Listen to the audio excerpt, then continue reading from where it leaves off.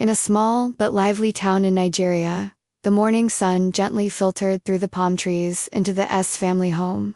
Inside this home were two sisters, completely opposite but deeply connected, Nena and Chisholm. Nena was 17 years old. She was a dreamer, emotional, and introvert.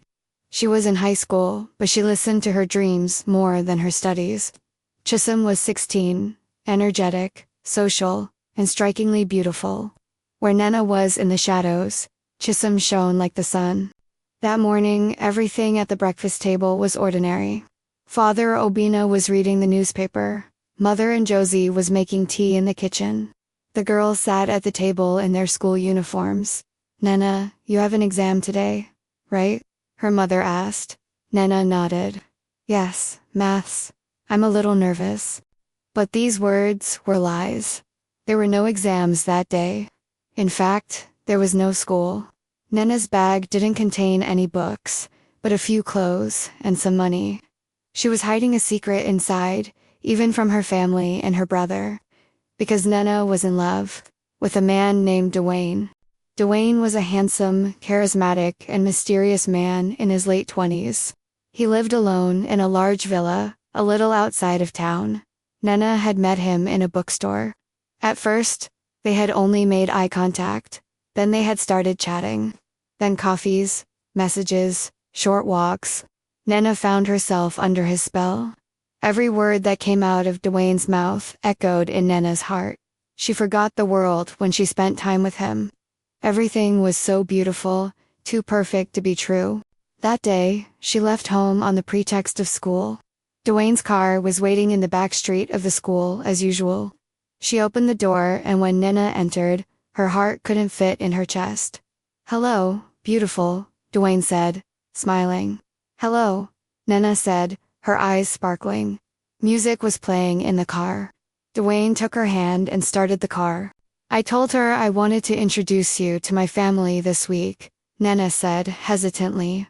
Dwayne turned his head. "Really?" "Yeah.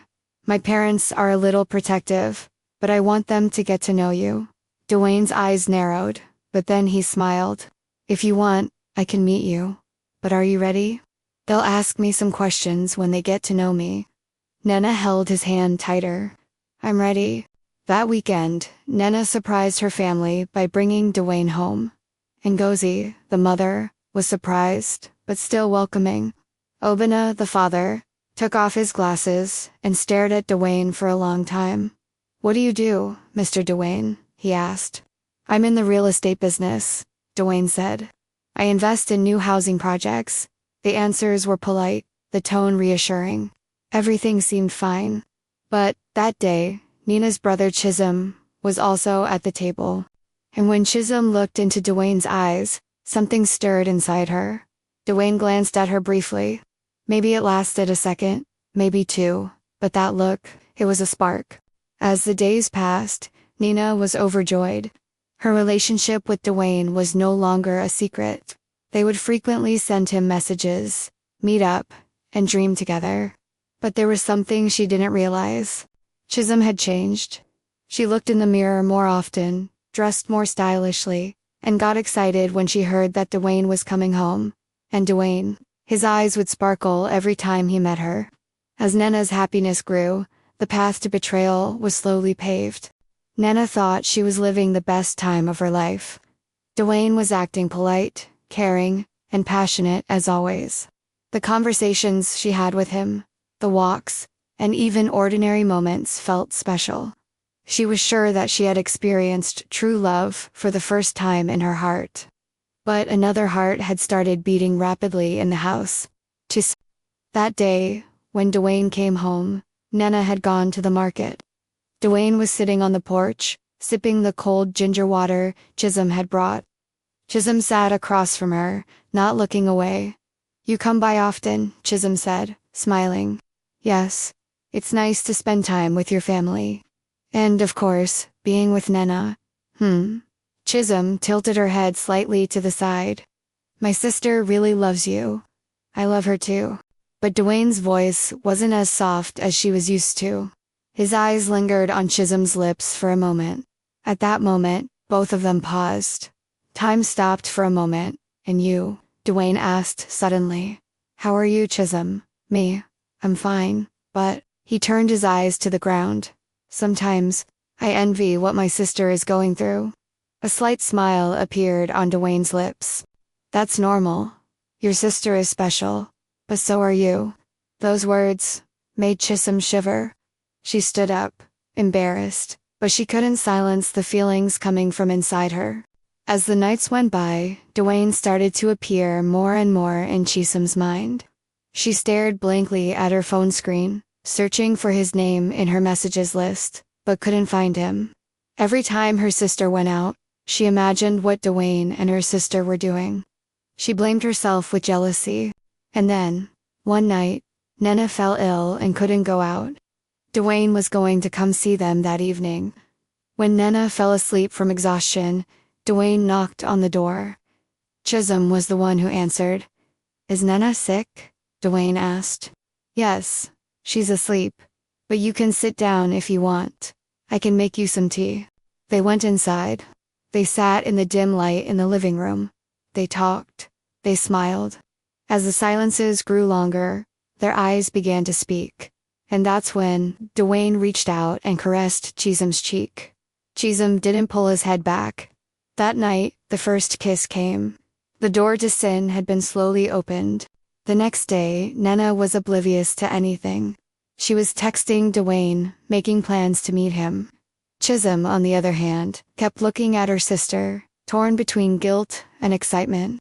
But Dwayne's attention was now divided.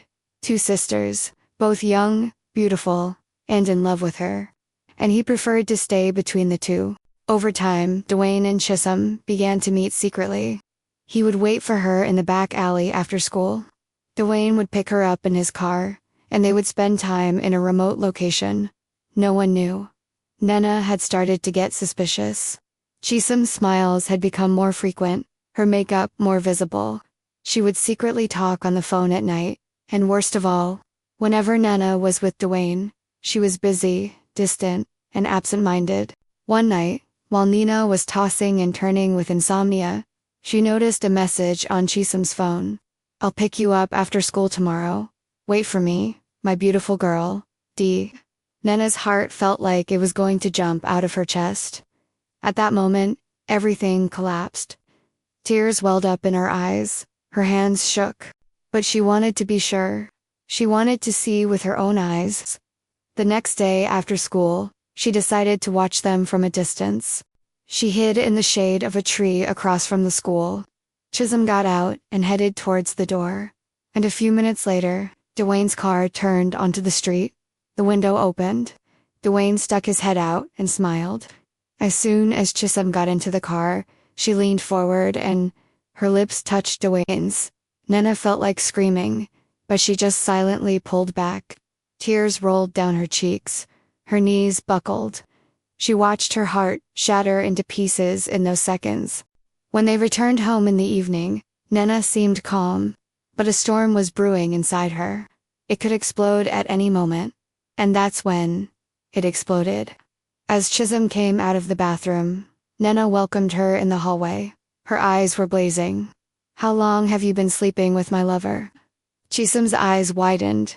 What are you saying? I saw you, Nana shouted. In his car, after school. Kissing.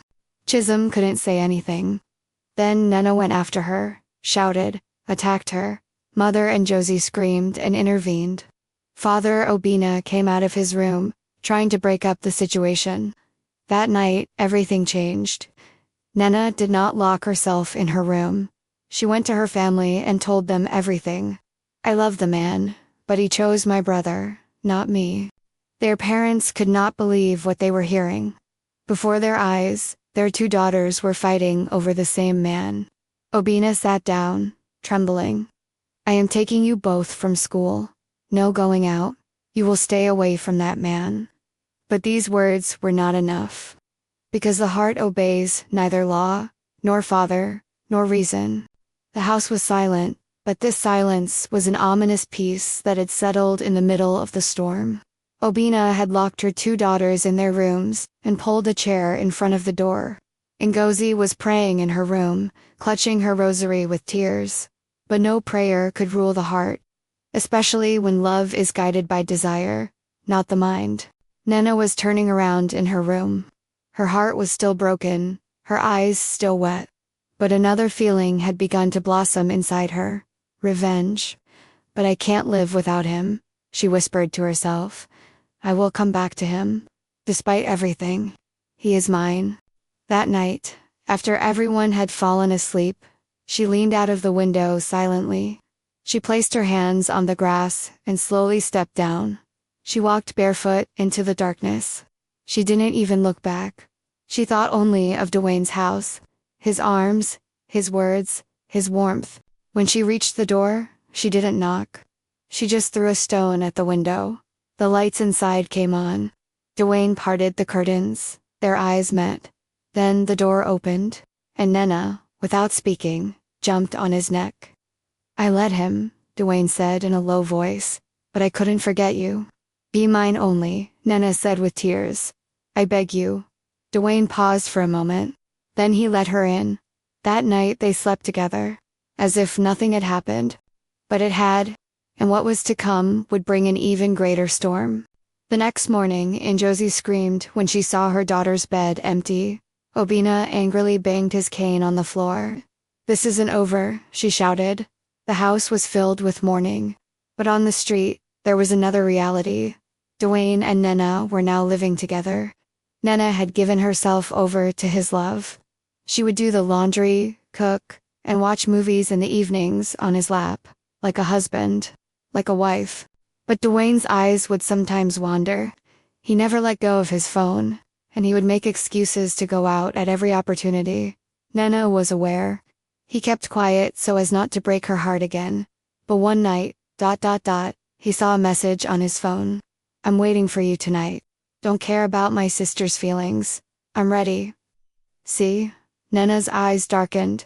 The message was from Chisholm. He's still after you. Double quotes, she whispered. And you're still responding to him. Double quotes. The next morning, she made breakfast, as if nothing had happened. She smiled at Dwayne. Then she hid the phone in her pocket and left the house. There was determination on her face. Chisholm was still at school, but Dwayne's car was waiting for her again at the end of class. Hello, beautiful, Dwayne said, avoiding her eyes. Chisholm wrapped her arm around her neck. Have you forgotten him? I'm trying to forget, Dwayne said, but his voice wasn't convincing. As they were driving, a shadow was walking behind the car. He followed them from a distance. He saw where they were going. It was a small, deserted house. When he looked in the window, he was devastated once again by what he saw. The two of them were together. They were laughing, hugging, kissing. This time, it wasn't his heart. His entire soul was shattered. That night, he returned home. His face was pale. He was silent. Dwayne didn't realize anything. Chisholm, on the other hand, was back in her mother's house, acting as if nothing had happened. But a volcano was boiling inside Nena. A week later, Dwayne appeared before Chisholm with a ring in his hand. I love you. Despite all this chaos, will you marry me? Chisholm paused for a moment. Then, yes, he said. I choose you. When Nena heard from her mother's mouth that they were engaged, she felt as if the ground had opened up and she had fallen in. There was no room left in that house. Not for her sister, not for that man, But the story would not end there. Because, as the wedding day approached, another storm would break out. It was a hot summer morning in southern Nigeria. The sun had set the sky on fire, and even the birds had fallen silent.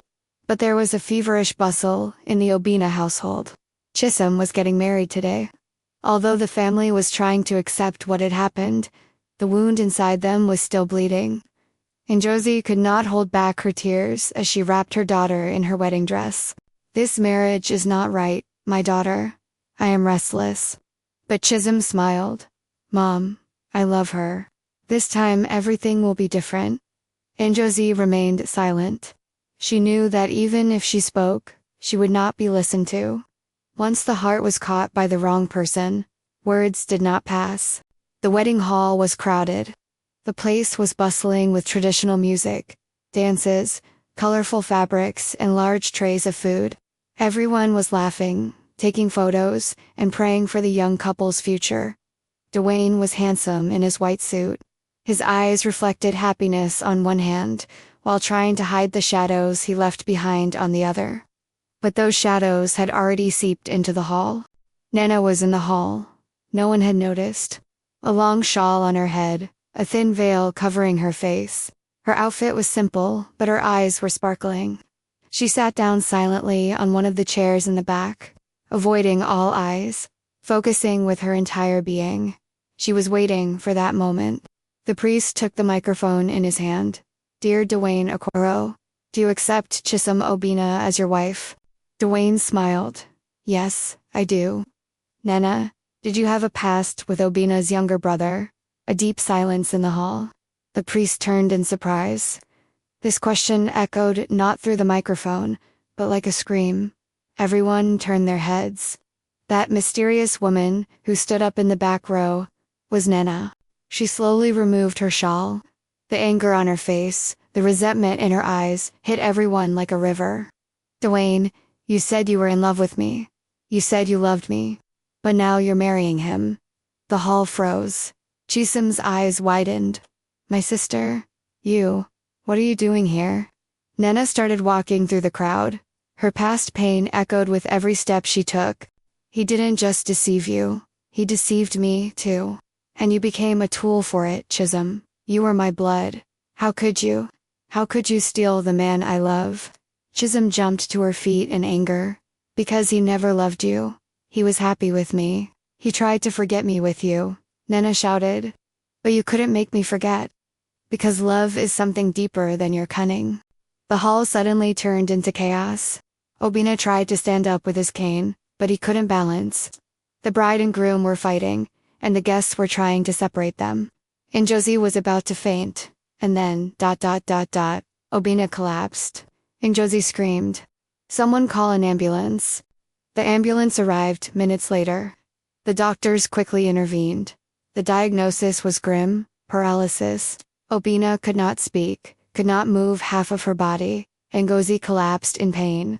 And a few days later, her heart could not bear the burden. She had a heart attack. She was taken to the hospital, but could not be saved. Obina was confined to a wheelchair. Ngozi passed away. A wedding had torn a family apart. At the funeral, Nana and Chisom did not even come face to face. Dwayne sat alone in the corner, his head buried in his hands, trying to understand how everything had come to this. But he did not understand. He could not understand. Because some things just happen. Some loves are mistakes from the beginning. And some lies consume a lifetime.